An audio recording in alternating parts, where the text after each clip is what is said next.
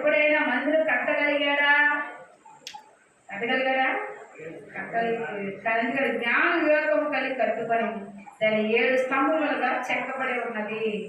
జ్ఞానం అంట 7 స్తంభాలు. 7 అంటే 7 ప్రార్థన చేసి ఒక అంతస్తు ఉంది.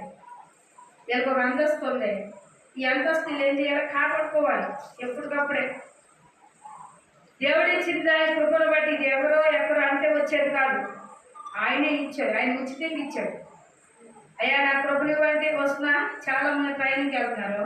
ట్రైనింగ్కి వెళ్ళిన వాళ్ళందరూ కూడా పాస్టర్లు అయిపోతున్నారు. సొలొమోను గురించి తను రాకముందే తండ్రికి చెప్పాడు, నువ్వు నాకు మందిరం కట్టొద్దు, కట్టేవాడు నేను ఏర్పరచుకున్నాను అని. హల్లెలూయా. నీ కుమారుడు కడతాడు అన్నాడు. అందుకే కుమారుడికి కట్టవలసినంత ధనాన్ని దేవుడు ముందుగానే దానియేలు కూడా దీవించారా లేదా?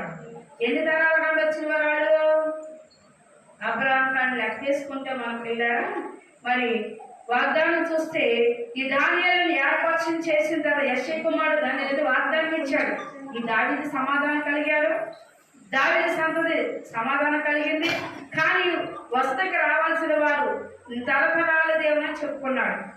తరతరాల దేవుడని చెప్పుకోవడానికి ముందు మనం నిలబడినప్పుడే మనకంటే ముందు ఇంకో తరం వాడిని ముందే గర్భంలో ఏర్పరుస్తున్నాడు.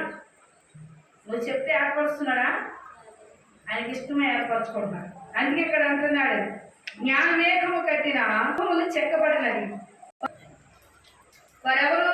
జ్ఞానం కలిగిన వారు. బుద్ధిహీనులు ఎవరు? ఏ మాట చెప్పినా ఏండ్రో, తల్లిదండ్రికి ఏండ్రో, ఈ దైవజనుడికి ఏండ్రో, స్కూల్లోకి వెళ్తే మాస్టర్కి కూడా ఏండ్రో. వీళ్ళెవరంట? బుద్ధిహీనులు. బుద్ధిహీనులు ఎక్కడేండ్రు? ముందు తల్లిదండ్రుల దగ్గరే వినరు, తర్వాత స్కూల్లో వినరు. చెడు సమాసములు కలుగుతారు. కొన్ని చెడు సమాసం బదులు మందిరాన్ని తీసుకొస్తే ఆ మందిరంలో పాస్టర్ చెప్పింది విను, నేను విను అంటారు. దేవుడు లేకపోతే ఎక్కడ చూడమంటా? నేను చూసుకో, నేను చూడను అంటారు. అది ఎవరు? బుద్ధిహీనుడు. తల్లిదండ్రులకి ఏం కలుగుతుంది?